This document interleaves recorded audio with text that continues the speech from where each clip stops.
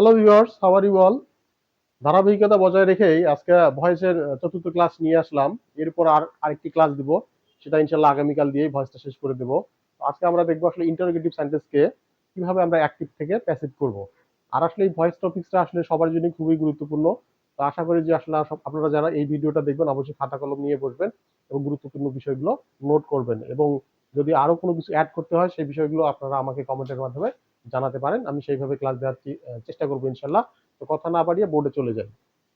First of all আমি এখানে কতগুলো বাক্য লিখেই রেখেছি। Did you play cricket, the second one is have you done the work, and third one is what do you want, and fourth one is who did the work, and fifth one is whom does he help. আসলে আমরা জানি যে interrogative সেন্টেন্সটা হচ্ছে যেটা দিয়ে প্রশ্ন করা হয়। আসলে আমরা এখানে লিখে দিয়েছি ডিড ইউ প্লে ক্রিকেট। তাহলে এই বাক্যটাকে আমরা যদি এখন প্যাসিভ করতে চাই, তাহলে আসলে আমরা যে ইন্টারোগেটিভ সেন্টেন্সকে প্যাসিভ করার সময় ফার্স্ট অফ অল সেটাকে আমরা মানে প্যাসিভ করলে সেটা অবশ্যই অ্যাসার্টিভ অবস্থায় নিয়ে আসতে হবে। তাহলে এখন আমরা নরমালি সাধারণত কি করব, এই বাক্যটাকে আমরা যদি অ্যাসার্টিভ করি তাহলে কি হয়? তাহলে you played cricket, you played cricket. তাহলে এখানে ভার্বের কি ফর্ম আছে? ভি2। তাহলে আমরা বলছি যে ভি2 থাকলে সেখানে ওয়াজ বা ওয়ার হবে। তাহলে এটা যদি আমরা প্যাসিভ করি তাহলে কি হবে? Cricket was played by you. তাহলে যেহেতু এটা হচ্ছে আমাদের হচ্ছে এটা হচ্ছে মানে অ্যাফার্মেটিভ, এটা হচ্ছে অ্যাসার্টিভ হয়ে গেল, কিন্তু এটাকে আমাদের কি করতে বলা হয়েছে? ইন্টারোগেটিভ। তাহলে আমরা জানি যে ইন্টারোগেটিভ সেন্টেন্সে সাহায্যকারী ভার্ব সাবজেক্টের সামনে বসে। তাহলে এখানে সাহায্যকারী ভার্ব আছে কি? ওয়াজ। তাহলে আমরা এই ওয়াজটাকে ক্রিকেটের সামনে নিয়ে এসে বসাবো। ওকে, ফাইন।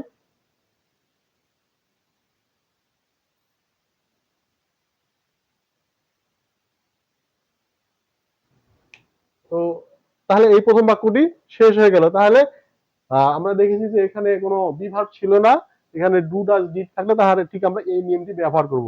এখন এখানে আমাদের কি আছে? Have you done the work, have verb রয়েছে, তার মানে হচ্ছে এখানে বাক্যটি প্রেজেন্ট পারফেক্ট টেন্স। তাহলে এই বাক্যটিকে আমরা আসলে কিভাবে প্যাসিভ করব? তো একইভাবে যদি আমরা বাক্যটিকে অ্যাসার্টিভ করি তাহলে কি হয়? You have done the work, you have done the work. এতটুকুর প্যাসিভ করলে কি হবে? The work.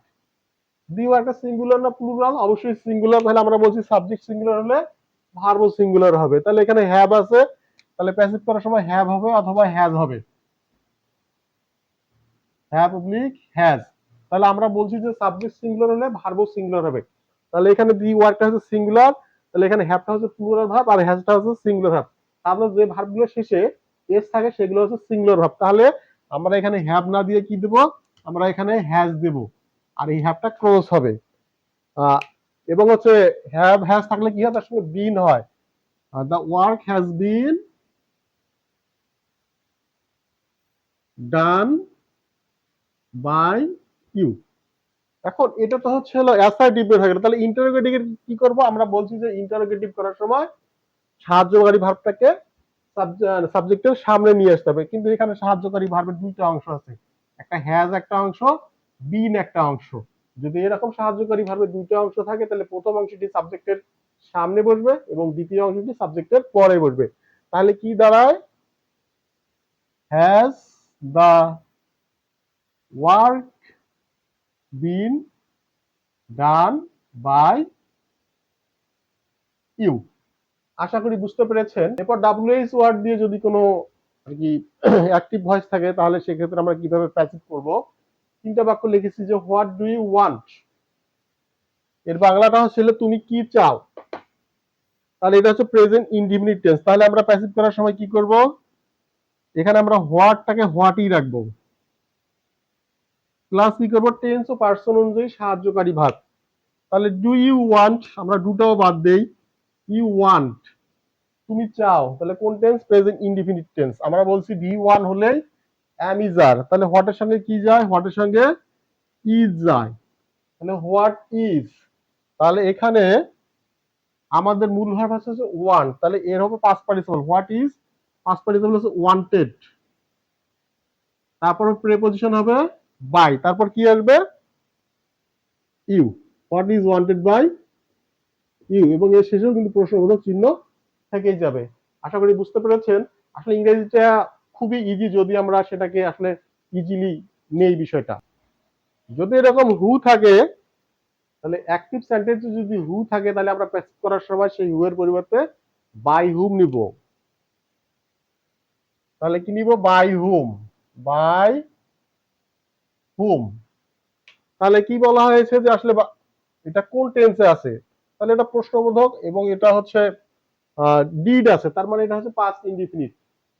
বা যেখানে ভি টু আছে, তাহলে ভি টু হলেই হবে কি ওয়াজ বা ওয়ার। বাই হুম প্লাস হবে টেন্স ও পার্সোনালি সাহায্যকারী ভাব, তাহলে কি হবে এখানে পাস্ট ইনডিফিনিট ভি টু তে আছে, তাহলে কি হবে দা ওয়ার্ডটা হচ্ছে সিঙ্গুলার, তাহলে ওয়াজ ওয়ার হবে, তাহলে কি হবে এখানে was. By whom was the work done. By whom was the work done মানে কার মাধ্যমে কাজটি করা হয়েছিল। এটা যদি আরেক ভাবে লিখি, who is calling me, calling me, তাহলে কি হবে বাই হুম, তাহলে এখানে am being is being are being হবে যেহেতু এখানে মি আছে। By whom am I being called. যেহেতু আমরা বলেছি যে সাহায্যকারী ভার্বে যদি দুইটি অংশ থাকে তাহলে প্রথম অংশটি সাবজেক্টের সামনে আসবে আর দ্বিতীয় অংশটি সাবজেক্টের পরে বসবে। তাহলে এখানে সাহায্যকারী ভার্বের কয়টি অংশ হচ্ছে? এম বিং, তাহলে এই এম বিং, তাহলে এই যে এমটা সাবজেক্টের সামনে বসেছে এবং বিংটা সাবজেক্টের পরে বসেছে। আশা করি বুঝতে পেরেছেন। এরপর হুম ডাজ হি হেল্প ভিউয়ার্স, তাহলে আমরা আরেকটা বাক্য লিখছি হুম দিয়ে, তাহলে হুম থাকলে সেটা আগে হু করতে হবে। যদি অ্যাক্টিভ ভয়েসে হুম থাকে তাহলে প্যাসিভ করার সময় সেটার পরিবর্তে আমাদেরকে হু নিতে হবে প্লাস টেন্স ও পার্সন অনুযায়ী সাহায্যকারী ভার্ব। তাহলে এখানে ডাজ আছে, তাহলে এটাকে যদি আমরা অ্যাসাইটিভ করি তাহলে কি হবে? He helps. তার মানে হচ্ছে এখানে ভার্বটা সিঙ্গুলার। তাহলে তাহলে হু ইজ প্রিন্সিপাল ভার্ব আছে হেল্প, তাহলে মূল ভার্বের পাস্ট পার্টিসিপল হবে হু ইজ হেল্পড বাই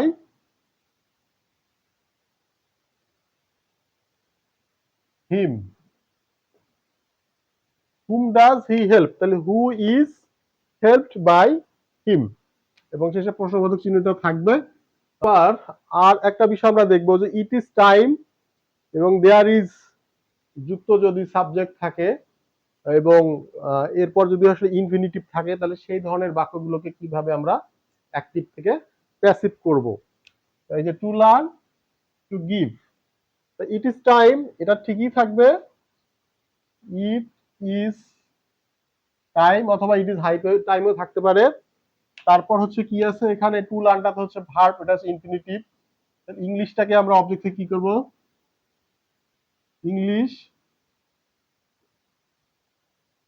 তাহলে আমরা জানি যে হচ্ছে ইনফিনিটিভ থাকলে টু এর পর একটা বি দিতে হয়, তাহলে টু এর পর একটা আমরা বি দেই।